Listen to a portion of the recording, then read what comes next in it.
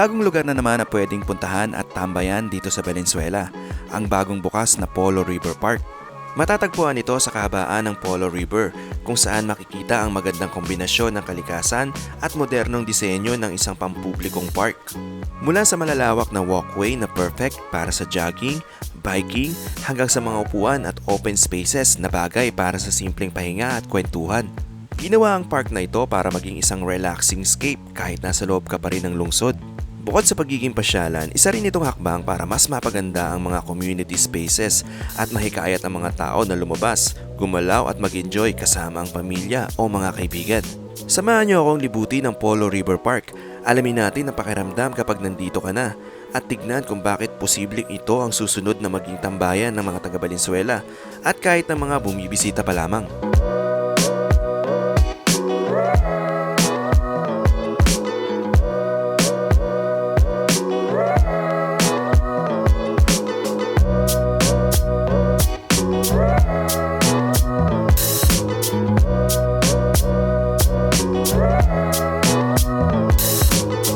Alright, magandang araw sa inyo lahat. Nandito tayo ngayon sa may MH Del Pilar Street sa may Valenzuela. At pupuntahan natin etong Polo Riverside Park dito sa Valenzuela. Malapit na tayo. 1 minute away, 150 meters magmula dito. Makikita na natin itong bagong bukas na pasyalan dito sa Valenzuela City. Actually, matagal na nating nadadaanan to. Pero kung hindi ako nagkakamali, recently lang nila binuksan to para sa for public, itong park na to. And tingnan natin kung saan tayo pwedeng dumaan pagka nakamotor tayo. And nandito tayo sa side na to. Okay, so I think dito yung daan. Ayun, may mga tao na naglalakad. Pero saan kaya pwede mag-park ng motor dito? Mahirap ata. Saan kaya yung kabilang side nito? Puntahan natin. Baka pwedeng doon tayo sa side na yon. Tingnan natin dito sa Google Map. Dito may parking oh.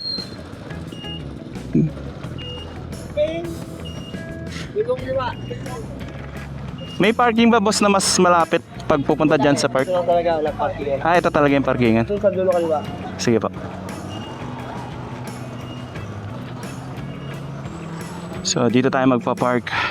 Ngayon kung titignan natin sa mapa, dito tayo galing, lumiko tayo rito. At isang mahabang siya, para siyang esplanade. Haba oh.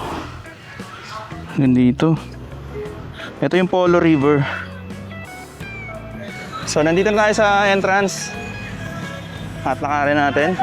Ang oras natin ngayon ay 5:15 PM February 3, 2026. Ayan, meron silang hagdaan. Meron ding hagdaan para sa PWD. Ito yung mga makikita dito. Ayan, Polo River Works. So open siya araw-araw 5 AM to 10 PM. Mga pantunan. Okay, so mabilis ang gusto. Madali mga bata at yung mga bago mas motor. Okay, so lakad na tayo. Dito may view deck. May view deck sa kanan. So lakad tayo rito. Ito yung view deck. Ito yung Polo River. Ayan, ganda rito. Ang presko.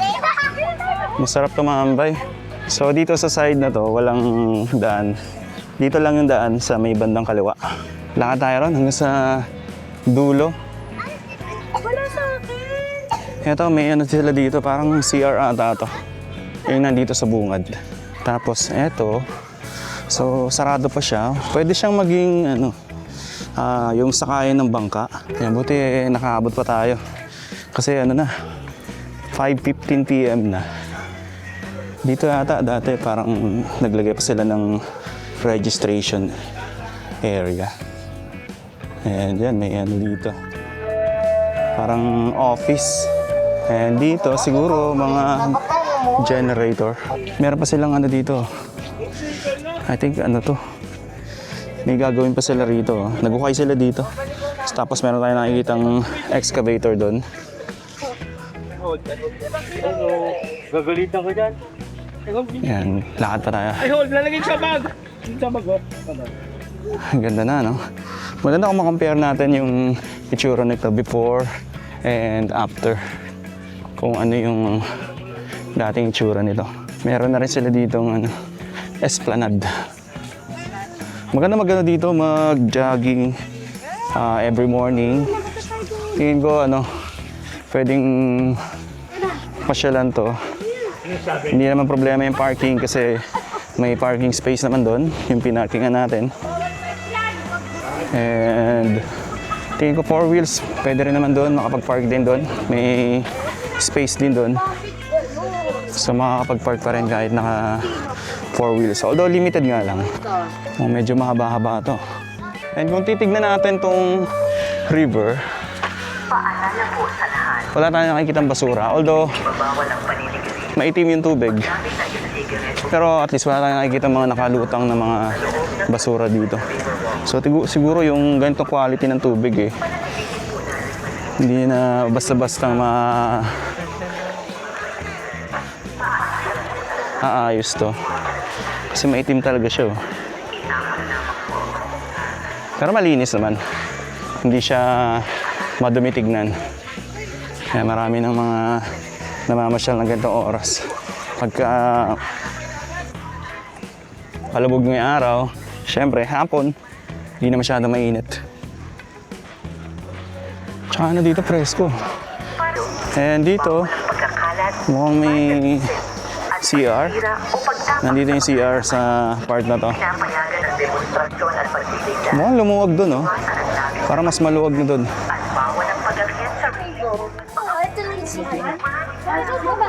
So ito yung CR. Yan, ganda ng ano nila dito, landscaping. Hindi siya yung isang straight lang na mahaba. So nilagyan nila ng design. Medyo pa ano siya, pa curve. Bite! Wala, masarap yung kapagyan ko. Parang maganda. Mas makaganda yung guys! Okay, tingnan natin kung ano yung makikita natin sa dulo. Ako na, gano'n na ito pa oh. Lagat si Kuya. Gago ka eh. Ayan, ganda rito. Oh. Maganda sana kung banda ron sa dulo, meron din siyang tagusan. Kumbaga parang ibang bayan, ibang ano.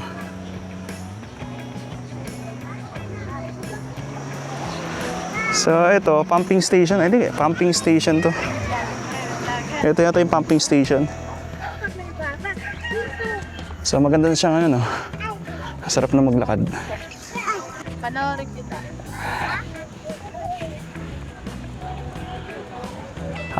Tingnan natin hanggang doon sa dulo kung ano yung makikita natin.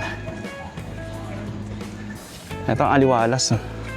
Dito mas maluwag na yung part na to. Yan, ganda. Ganda na ng ano, ambience. Siguro nakakabilib pag nakita natin kung ano yung dating itsura nito, no? Kumbaga na-improve nila ng maayos. Ano yun siya? Mahaba pa, hanggang doon pa sa dulo. Doon sa part na yun, medyo madami na yung tao. Parang naipon doon. Tapos dito pwede kayo mag-picture-picture. Hindi talaga Ayan. mapag-uwi naman ito dalawang. Dito mas maluwag na. Mas wide na yung walkway. Kaya labanan ni Rose. Tsaka mas ano na, mas mahangin dito. Mas presko. Then, meron din itong halaman ulit. Curious ako kung yung mga residente rito may access sila palabas dito sa River Park. Ayan, oh. So kung may access sila, swerte nila. Oh. Kasi lalabas lang sila ng bahay. Tapos eto na, makakapag lakad-lakad na sila dito. Pero tingin ko parang hindi yata nilagyan ng daan. So ito dapat supposedly may daan to, pero parang sarado. So I think wala silang choice kundi umikot sa mismong ano. Kumbaga isa lang yung daanan. Medyo malayo-layo na rin yung nalakad natin. Medyo mahaba-haba na rin to. Ayan, so dito may mga palaisdaan. Swerte naman ng mga ano dito, no? Yung mga taga rito. Ito maganda rito, ano? Mga ano naman, mga bamboo. Ito yung tawag nilang Vlog kaya? oo, bamboo forest. So ayan. Nandito tayo sa kabilang side. Ito yung alam ko, ito yung mga bamboo na maliliit lang na hindi lumalaki. Parang katulad ng bamboo na nilagay sa Roas Boulevard. Maliliit lang siya, hindi siya tumataas. And then meron din basurahan dito. Ayan. So, okay din yan nilagay nila para yung mga ano, namamasyal, yung basura may ano, may pagtatapunan. Dito malawak na, oh. Open space. Mga palaisdaan na yung nasa kaliwa.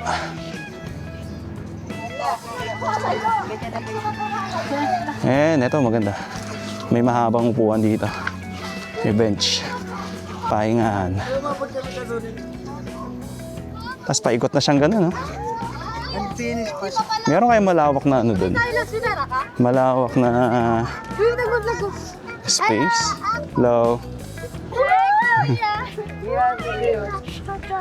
Ayan. Kakayanin to ha. So dito, May signal ka ba? meron din ulit na ano, parang deck na pwede ring hintuan ng mga ano, pwedeng boat ride. So nandito, pwede ito maging parang ano, yung mga sasakay ng bangka. Pero sa ngayon, sarado pa siya. Nakasarado pa yung gate. Hindi pa siya open. Pero maganda rito, pag maglalagay sila ng boat ride dito, additional attraction din yan sa mga hello, mga namamasyal. Ayan, sobrang layo na ng nalakad natin. So pag pumunta tayo dun sa dulo, I think babalik din tayo, pabalik sa dinaanan natin. Stepin yan. Dito malawak na, oh. Puro tubig na yung banda rito. Ano na to eh, malapit na siya sa may Dampalit, kung hindi ako nagkakamali. Etong area natin. Ito yung dinadaanan ko pag papunta ako ng New Manila International Airport. So parang eto na yung sa may bandang ano, Bulacan yung banda ron. So dito, ito Park Ranger Station. Ayan, medyo malayo na yun. Good afternoon. Good afternoon. Medyo malayo na yung narating natin. Sobrang haba na nung nilakad natin. Ito, ang ganda rito. Ito maganda kasi meron silang view deck dito. Ayan, medyo italikod natin sa araw para kitang-kita natin. Sa against the light tayo. Grabe, layo na pala. Layo na ng ano natin. Narating. Dito mas maganda pala ang tambayan dito. Meron ng ano, mga playground.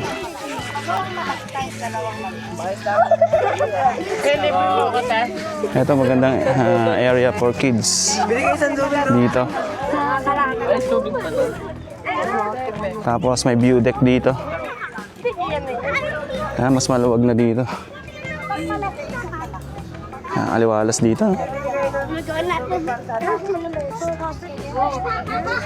Punta pa tayo doon. Dito mas maraming mga activities na pwedeng gawin. May mga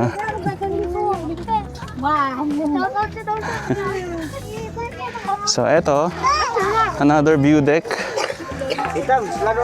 Tapos another kumbaga parang mini pantalan para sa mga boat ride. So dito. Hi, Kuya! Hi, kuya. Hello. Hello, Kuya. Hello. Parang pang-apat na ata itong nakita natin na magiging ano dyan, boat ride.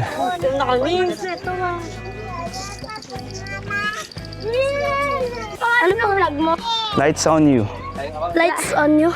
Ilaw, lights. Light on! Ano ka na mo niya? Sige, thank you. Yeah, upload mo niya. So dito na tayo. Parang hindi pa natin naabot yung pinakadulo. Malayo pa eh.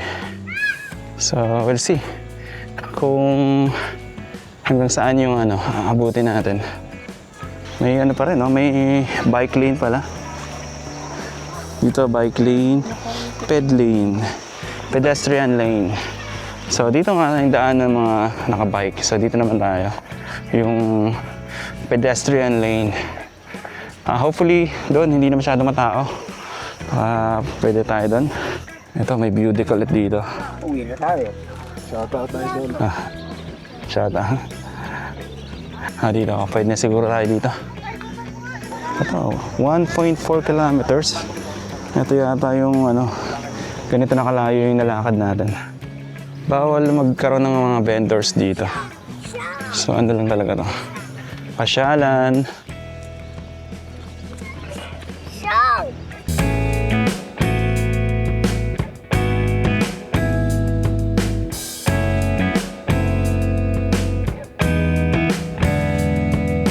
Okay, so nagpalipad pa tayo ng drone kaya eto, makapapansin nyo medyo padilim na. Pero malayo pa rin yung distance natin dun sa pinakadulo. Dito makikita natin meron ding mga CCTV cameras and tingin ko lalagyan pa nila to ng mga ano, halaman. Although eto mga halaman na to, tingin ko ano to, gumagapang siya dito sa mga screen. So ito talaga yung magiging ano niya. Pagka fully grown na to mga halaman na to, mako-cover niya etong shed sa taas. So magiging ano siya, green, tsaka covered nitong mga halaman. Ito nakalagay 1.6 kilometers na. So ganun nakalayo yung naaabot natin. Mukhang siguro aabot to ng I think 2.5 kilometers yung distance nito. Pagka inaabot natin yung pinakadulo. So medyo padilim na. Buti nakapagpalipad na tayo ng drone. Well, maganda sana kung etong walkway na to ay dire-diretso, no? Hanggang doon sa kabilang bayan. So kung galing dito sa may Valenzuela, tatawid na hanggang doon sa may ano, Bulacan. Pwede maabot hanggang sa may Ubando, Bulacan siguro. Kung paabutin hanggang doon. Kasi ang alam ko, ito yung ano eh, padiretso na to ng Ubando eh. Okay, so nandito tayo. I think malapit na tayo sa pinakadulo. Kung makapansin nyo, both side puro katubigan na. And eto, meron silang ginagawa rito na I think ano to, flood control or wall dyan. Maganda sana kung ganito rin gagawin nila, no? Yung sa may kabila. Shoutout po! Ayan, so dito magandang ano, mag-exercise, mag-jogging every morning or ganito oras. Padilim na. So I think ang mangyayari dito, hindi nila lalagyan talaga to ng mga ano, mga vendors para maluwag pa rin, tsaka malinis and maganda yung ambience. Kasi kung may mga vendors dito, baka magkaroon ng mga kalat. So para lang ano talaga to, pasyalan. Ayan, ganda. Pagka ano, padilim na, maliwanag din. Ganda rin ang ano, ambience dito.